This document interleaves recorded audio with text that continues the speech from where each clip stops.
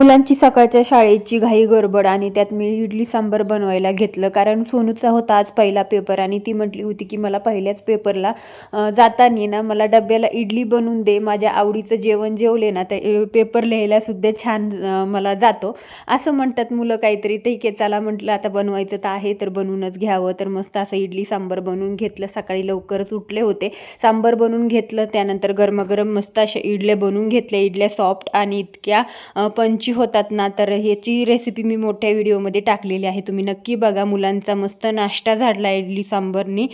खाल्लं त्यांनी इडली सांबार मस्त. सगळं आवरून वगैरे घेतलं, मुलांचे डबे पण भरायला घेतले. गरम गरम सांबार होतं, थोडंसं थंड होईल म्हणून पटकन डब्यात भरून घेतलं. डबे पॅक करून लगेच पिशवीत ठेवले आणि माझं सगळं आवरून मी सुद्धा छान असा इडली सांबारचा नाश्ता करून घेतला. आणि बाकीचे सगळे कामं आवरायची राहिलेली होती, पण मस्त म्हटलं आता गरम गरम नाश्ता करावा. व्हिडिओला लाईक करा, शेअर करा.